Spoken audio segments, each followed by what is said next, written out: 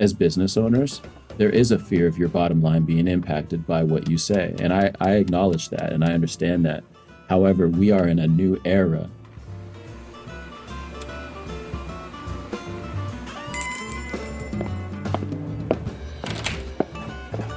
Welcome to the Real Estate Coffee House. Today's feature is Organic Opinions with Dave Jones. Michael and Dave have a spot saved for you at their table. Enjoy the chat. Welcome to the Real Estate Coffee House podcast. I am Michael Thorne of Remax Lifestyles Realty in the Thorne Maisie Bongers Real Estate Group in Langley, BC. And today's guest is the Dave Jones. He's the owner-operator at Windermere Abode in charming Tacoma, Washington. Thanks for being my guest here, Dave. Hey, appreciate that, man. I don't know if I'm up to the task here, man. You got a nice radio voice. It's all in the equipment, my friend. As you know, it's all in the equipment. Dave and I are going to pour over the pros and cons of your real estate business, sharing your opinions publicly. But first, we have to dig into the news. Ladies and gentlemen, can I please have your attention? I've just been handed an urgent news story, and I need all of you to stop what you're doing and listen. Each week, we take a few minutes with our guests to dig into a real estate news story. Now, Dave, I've got a Google alert out there that sends me real estate news. And I think I probably got this Google alert because the words real estate are in the story. But then when I read it, I was like, what perfect timing, because the only person I know that can explain something like this to me is probably you. You don't know what's coming, so I'm putting a lot of pressure on you. But here's the headline of the story. There's a strong bull case for metaverse real estate, even though crypto plunges. Now, I know you're an NFT guy and a crypto guy. Do you have your head around metaverse real estate at all? Does it have anything to do with our industry outside it just shares the same two words, real estate? Man, this is actually a really good question. I'm glad you brought this up. And I might get some pushback from the metaverse people, but honestly, I'm gonna be real. Like, I do understand it, yes, and I do believe that there will be digital spaces where we want to either spend money on having that digital space, but we don't have the infrastructure yet. So right now, the metaverse terminology, in my opinion, is a video game. So like when you think about metaverse and all the projects that I know that are putting out their own quote unquote metaverse, it's typically a video game. Think Roblox, think Minecraft, think, and so, but when you do think of those, think about how your children are, or the kids are operating in those spaces. So for example, if you play Minecraft or Roblox or whatever, they take pride in building things. Those things are homes and places that they inhabit in that metaverse or in that video game or in that world. And then they also probably have a currency that they operate with in each game. So if you ask people or a kid, you say oh, do you have any Robux? What are you buying with those Robux? Oh, I'm buying digital clothes, or kids are already doing this stuff, right? So I think it's just gamifying adult life. And what that looks like, whether that could be VR or AR, that remains to be seen. We just don't have the infrastructures for it yet. Now, I still believe that VR in the real estate industry is something that's going to play a major role in years to come. But, you hear about it 5 years ago and you expect it to be here a week after. I think it's coming. It's still going to have a huge impact. These are just things further along. So real estate, metaverse real estate, is this the same thing as VR just 10 years later? Yeah, I think a lot of times we talk about this, we don't think about AR. So I think AR is going to be here on a wider scale. Like, for example, if you go to Apple's website, they have a whole augmented reality page. It's just not linked anywhere, but go do a search. It's there. If you look at the mobile app for Apple, you can look at every single device that they sell on there, or most of them, in AR on your phone or whatever. So, and they're working on glasses, so I mean, that whole physical digital meshing of the world, I think, is coming sooner than we think. It just may not, it's just not built out yet, in terms of how much AR product is out there that you can look at. So I don't know. I just came back from a VR, a crazy VR Infinite Space, I think, or something like that it was called. It's amazing. You go walk in a Tacoma Armory down here in Tacoma, and I think it's based in Seattle though, but they're in Tacoma for this little time, and you go in there and basically where you put the VR headset on and you're walking around in a space and there's just, you touch little things and it shows, it's just wild. It was such an experience, and shared it on her Instagram page. I highly recommend. VR is here to stay. And do you envision a time where a buyer comes down to Windermere Abode, walks through 10 homes digitally, and then physically goes and looks at their top three? Is that how you see it impacting the industry? Absolutely. I believe that, as we have more hardware, and the hardware is more accessible, it's not as expensive. You'll be able to maybe walk through a home with your VR headset. And then if you really liked it, you'll go check it out. But yeah, I definitely see that future. That will be here. Absolutely. The pouring of a fresh cup means we're moving on to today's main topic with Dave Jones. Now, it is entitled Organic Opinions. And really what I want to dig in with you, Dave, is the pros and cons of having a public opinion. I think that's very new, not only in real estate and business, but in society. This idea that when I first started real estate back in the early 90s, that my one ad could be opinionated. It was just my phone number and a listing, and that was it. And so we hear words like avatar, know who your client is, know who they are, and really market to them. We hear things like niche, really be meaningful, deep with a small group of people, opposed to trying to appeal to everyone. And then you ask someone to share their opinion publicly, and sometimes they step back. Oh, I'm not willing to do that with my business. And I think I'm a fairly publicly opinionated person. I know you are. And you said to me, you always have been. You've always been opinionated. So I want to dig into the pros and cons, because I think a lot of people are very, very hesitant to have an opinion. Now, opinions can be as little as your pro or con a referendum to put a park in your neighborhood. They can be as controversial or as big as social statements as you've made in recent years. In fact, I will so people know, one of your big stories that you put out there over the years was written, "It's time we pull back the racist curtain in real estate." So that's a huge statement you're making. I mean, It's very clear there is there. So let's start a little bit smaller. As you have over the years shared your opinions and where you stand, has it deterred you from doing it more, or has it encouraged you for doing it more? Oh, that's a great question. In honesty, it's actually encouraged me. Also, let me backtrack. So I like to say well-read, because if I have an opinion on something, chances are I've tried to look at both sides of what people are arguing about on that certain subject. Yes, it has actually encouraged me to be more opinionated, but also more well-read as well. I think that sometimes we can come out with an opinion and then maybe it's not right, it's not correct, and we have to own that. We have to take that L, and that's okay too. I'm okay with taking an L, but chances are if I have an opinion on something, it's either based out of life experience or it's based on reading, things that I've read. When I see the things you've shared over the years, there's a lot of intentionality behind it. It's not a quick jump to share something just for the sake of sharing it. You're sharing these comments and making these positions in hopes that it will help someone be more well-read. It will educate someone, opposed to just trying to be abrasive in some way. Yeah. And so I think that is very, very important.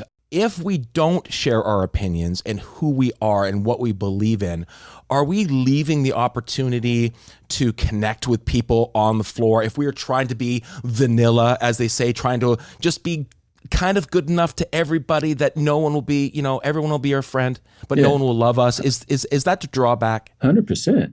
I think as an agent and as a human being, it's hard to appease everybody. I know I'm not for everybody. I know that for 100%. So I would rather, if someone's going to do business with us, I would rather they know where I stand and they know what I'm about. And it's funny you said educate, because I am a former educator. I teach. I like to teach. I like to put people on game. I like to, try to help you learn things that you may not know right now. So I believe, yes, it actually is a superpower, and it is something that I think people should step into. I understand, too, that I have a limited perspective. As a Black man in America, I have a perspective that is limited to my experience, just like you have a perspective that's limited to your experience. So I think that self-awareness piece has to exist as well for that opinion to be taken into account, in my opinion. There's an opinion for you. So how self-aware is this person that's sharing this opinion? That also comes into play as well, to me. But I do think it's important people share their opinions, because We all have opinions. It's okay. It's okay to disagree. Now, when you become educated or, like, as you say, well-read about a topic, and it doesn't sit well with you, talking about racist practices when it comes to appraisals and whatnot in real estate, and I came down to Genuine Hustle in Tacoma, and I forget the guy's name, the teacher Nate that Bowling. spoke down, yeah, Nate. and he spoke there, and I was just completely unaware of sort of the redlining and whatnot, and that is something that still impacts people to this very day, generational impact. And so when you come across something that you feel passionately about, is your mindset, this is something people have to hear, I'm going to say it regardless of the outcome, or is it more of a place of well, maybe it's more a place of education? Well, as long as I know, I have a life mission. Right. So I know what my purpose on earth is. My life purpose is to provide access and opportunity for Black and brown people, and then also provide a voice to the voiceless. Like, that's what it was when I was an educator. That's what it is now when I'm in real estate. So when I do go out and I share something, I'm not thinking about myself. I'm just walking my walk. I'm just saying, like, hey, I think people need to know about this. Like, how did I not know about this? And that's usually the frame of mind that I'm coming from when I share my opinions or my revelations, if you will. Like, I'm just sitting here going, man, how do I not know about this? I wonder if everyone else knows. Hey, did you know that X, Y, and Z? Like, it's typically more coming from an educational stance. Now, Roe versus Wade, Roe v. Wade, just, that to me, it's egregious, right? But I am trying to hear perspectives first before I jump on my hot take. Now, if you follow me on Twitter, that's where I do all my hot takes. It's sports and music and random some politics stuff. But it's just like, that's just me having fun talking. If there's something serious like this, I want to make sure that I understand what it is. Like I said, I'm an educator. I want to read and research and see what I'm talking about first. And then, but obviously I have my hot take, which is like, what? Are you kidding me? Like, where are we doing? What's happening here in America? Like, this is something I thought I would never see.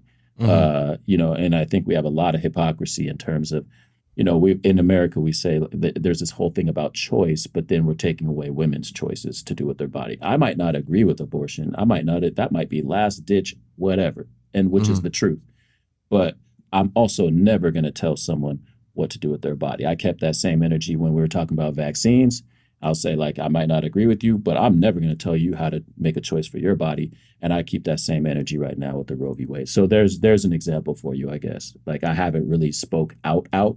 I have an opinion on it, but I haven't laid down, because there's plenty of other people doing that. And that's just not my lane. It's not my area of expertise. It's not my life experience. Right. So, I mean, all those things. So let's then, you've got, we have personal opinions, but then there's also, it's not like some of your opinions that you're sharing are just Dave Jones, the person. I mean, you can find them on your guys' website. I mean, there's this connection between business. It's societal now. I think we need to know in some manner what does our businesses stand for, even if it's just we buy our produce in our restaurant from we support local farmers. If it's just as simple as that, knowing that impacts the consumer in some way. 100%. I think that's relatively new. The fact that I care what the social stances of a company is, or even environmental stances, or whatever it is. Do you think we are more prepared as a consumer to dig into what do these people stand for before we walk through the front door of their business? It's funny. We were just having this conversation this morning with some agents and talking about what you care about, as long as what you care about is what they care about, and how do you build trust? And I think that when we come into business, we're trying to build trust with our consumers. We're trying to build trust with our stakeholders. We're trying to build trust so that because we want to be known as a trustworthy business. And so part of that's personality, part of that's opinion, part of that is being a business person and gaining clients in a real authentic way. I don't want to gain clients because of the sizzle. I want to gain clients because of the actual value that we're trying to, the service and value that we bring to you, but also, do we care about the same things? I think that's going to be more important moving forward. Yeah, for sure. Do you feel the fact that you and I think Abode generally is pretty vocal about who you are? Do you think then changes the type of people who do or do not walk through the front door. So when they come through the front door, there's a lot more likelihood that there's some shared opinions or values that they come through. I always think about if I'm authentically who I am, and I'm not for everyone, the people that I'm not for won't call. And that's a good thing for business, for me, because then I get to work with people that I relate to a lot more. It's a lot more fun to go to work when you're around like-minded people. It saves everybody time, and it hopefully makes your life more enjoyable. Here's the thing, Michael. I'm self-aware enough to know I'm not going to change everyone's mind. I'm self-aware enough to know there's other racist people out there. I got to wake up every day and be like, yo, so this person really doesn't like me because of my skin color, or they feel like I'm less than. Not because maybe from a person-to-person standpoint, but just more their ideology. And I'm just sitting here going, I got to wake up thinking about that. Like, so I understand I'm not going to change that person. That's okay. There's enough business out here for everybody, just like they might need someone that speaks to them. Great, cool, do you. But I'll tell you that I'm on the right side of humanity most times. So I understand, and I do have shortcomings, and I'm not right all the time. But I know what I stand on, and that's gonna draw the people, not only agents, but their clients and everybody else, and say like, oh, they move like this, or I identify with that. And so for me as a Black owner, I'm looking at the product and the content that we're putting out and saying, would I resonate with that if I was just some person over here? And chances are, as a consumer, even just out in the world right now, I can see things that I would gravitate towards, whether it be music choice, whoever's on the voice that's speaking. Like someone might be listening to this podcast right now that has been like, I really resonate with that dude. Like whoever that dude is, I mess with him because of how he's talking, the phrases that he's using. And I'm actually being really, really calm and like I'm not throwing all the slang right now out, but so I code switch, and so there's people like me who are looking for other people like me. And I know that there's other people looking for everybody else. So like, we just want to find who our people are and then serve them to the best of our ability times two, And you're on a sort of not a double-edged sword, but as the owner-operator of Windermere Abode, are appealing to the general population of why you should use this brokerage. But you're also appealing to agents that might want to call Abode home. Yeah.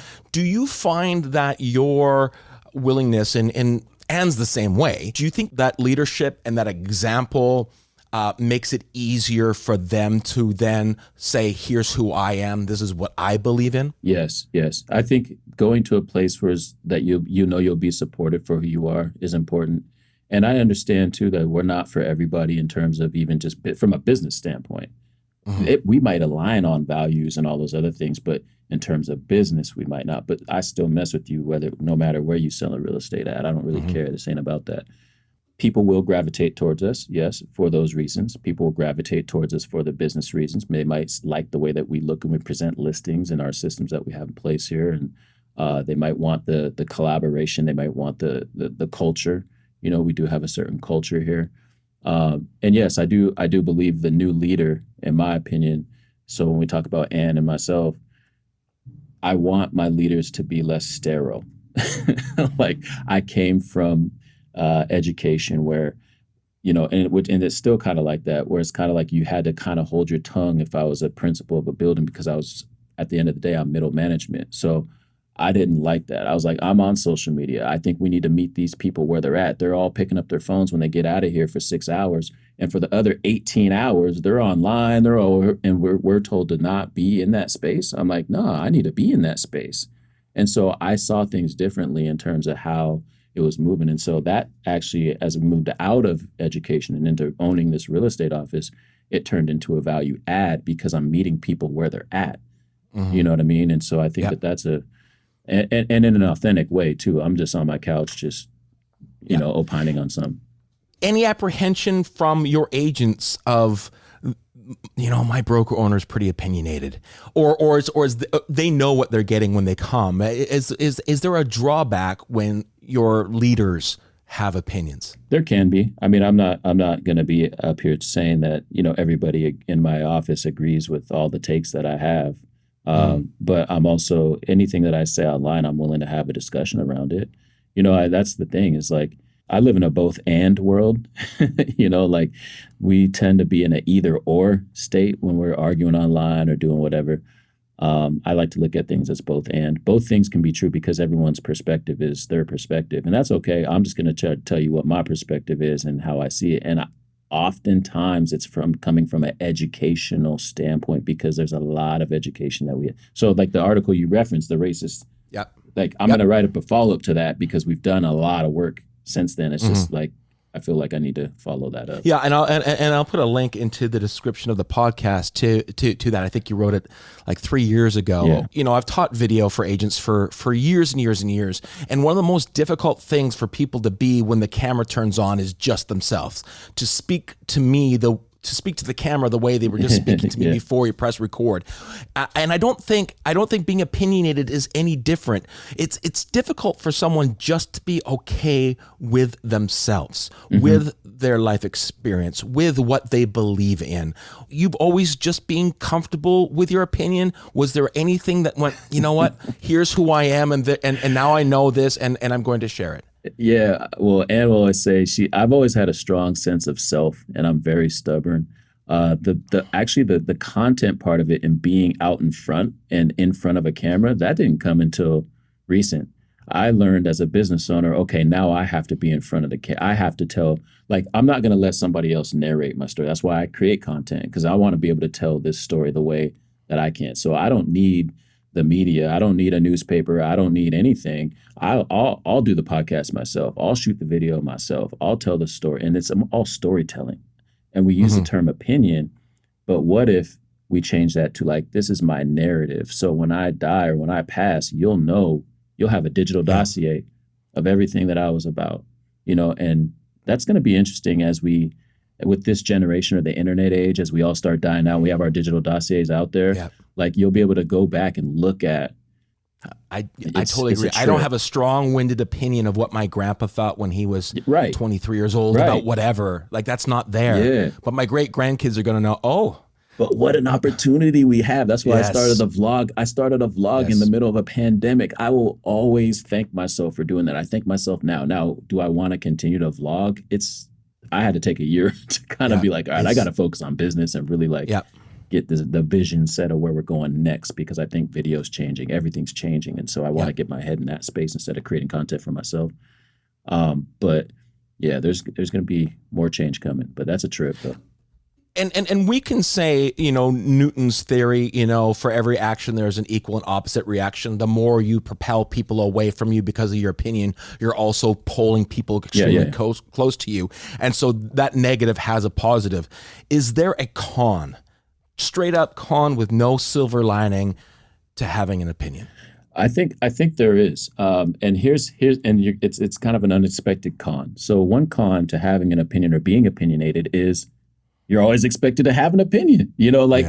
Sometimes I just want to chill and sit this one out because I'm constantly having an opinion. So sometimes I just want it, like the Roe v. Wade one. You become that guy. I know who people should know where I stand, but you know what? That's my assumption. People don't know where I stand, and so do I have to say something? It's like, I don't want to feel like I have to say something. And that's how probably I imagine a lot of people feel who may not be opinionated or want to share their opinions publicly.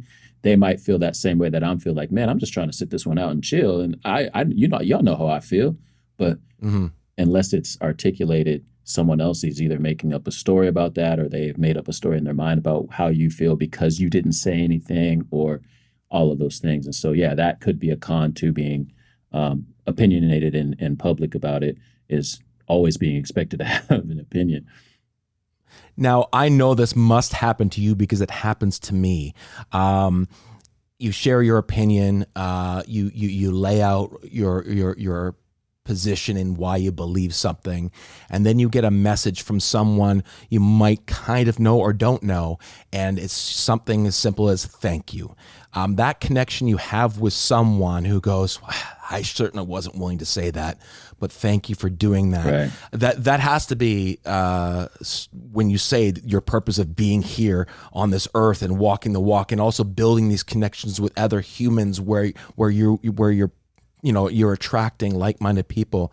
What is the impact of having that simple text message or tweet that says thank you? It means everything. It actually it helps you keep going. I think that's like the whole reason why you even do it, because you hopefully to provide a voice to someone who a maybe feel voiceless, B is not confident enough to share their opinion, and hopefully that you can reach somebody, and that, like, when you get those texts, it just makes you keep going. Or when you get someone, even you reaching out for this show, I was like, man, that's dope. I wouldn't have even thought of that as a topic, but it's a really important topic. And as business owners, there is a fear of your bottom line being impacted by what you say. And I acknowledge that and I understand that.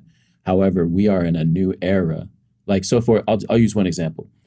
Michael Jordan, right? Seen as the GOAT and everything. That dude does not we got social media, we got all these other places. He will not talk without a PR statement. I'm like, bro, we're past that. Like, you just go on Twitter and just say what you need to say. You going through press releases. I'm like, that comes off right now, today, to me, as in disingenuous. Like, it comes off as like you could talk about Trump, for example. Trump presided over Twitter, and I thought it was highly effective. I don't have to agree with him on anything. And I think, y'all know what I think about that dude.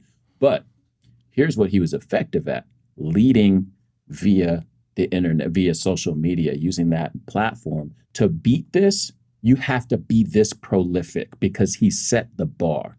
And now we're seeing how people are responding to the current administration because they're not hearing from them enough. The bar has been set, and Trump set that bar. That's the pros and the cons to this game. Like, you have to be out in the open, and it is exhausting at times. Now it's time for Been There, Done That. Bellamy gives me a cup of coffee, I'll answer his questions. We are on to the rapid fire round of 7 questions focused on our guest's years of experience in the real estate industry. On a couple of these, Dave, you might have to put on I'm a realtor cap to answer them, but here we go. Question number 1, if you moved to a new marketplace, a new area, what would be the number one thing you'd be looking for in a brokerage? Values. Do I resonate with them? Do I resonate with the values that this company is in terms of the owners, all the way down to the staff? Number 2, what advice would you give an agent who's never experienced a dramatic market shift to help them get the most out of a changing market? Oh, man. Go back to the basics. Being a realtor and generating business for yourself is a really, really hard job. Going back to the basics, the fundamentals of why you got in this business, which is helping people, helping serve people, and then getting back on the grind, doing open houses, getting back in front of people. I know we want to live on the internet. I just having this conversation today, but really, this is a people business. You have to have your groups of people that you get with on a monthly basis, biweekly basis. I don't care. Find your people, go volunteer, be around other actual human beings. Question number 3, in your business today, what is the single activity or product that gives you the best ROI of your time and or dollars? That's a good question. It has to be a product or a activity. Honestly, face-to-face contact. Sitting down over a cup of coffee with people, maybe? Yes, face-to-face contact. I think we got to get back to, given the time that we're in and the time that we're coming out of, I think that face-to-face contact is huge. Number 4, what is the worst movie you legitimately enjoy? Dang, this is a tough question. I'm going to go with, here's why it's tough. Because I watch nothing but good movies. I don't watch nothing but heat. No, I have my guilty pleasures. Well, I guess if it's not a movie, but like I watch like those shows on Disney XD and Disney Chat, like with a laugh track, like the Thundermans. It used to be Lizzie McGuire, all those type shows. I used to watch. Those are my guilty pleasure. I love it. Number 5, what is the best piece of business advice you've ever received? Show up every day. Treat it like a job. 30,000-foot view. What is something you wish you could change about the industry?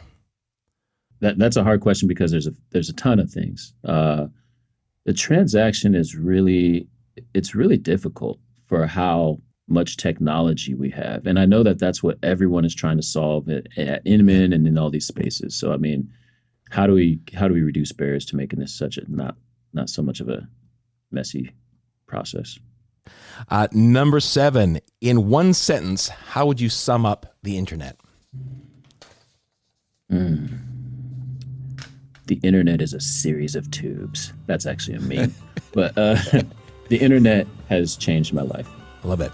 Thanks, Dave, for being my guest and spilling the beans on real estate in the metaverse and the pros and cons of publicly sharing what you stand for. And thanks to the listeners for joining Dave Jones and myself for a chat about organic opinions here at the Real Estate Coffee House. We hope it brewed up some value for you, and remember to enjoy the grind. That's this week's episode of the Real Estate Coffee House podcast with your host, Michael Thorne. Don't forget to join us next week for another episode. The Real Estate Coffee House podcast is brought to you by Thorne Maisie Bongers Real Estate Group with Remax Lifestyles Realty in Langley, BC. Thank you for listening.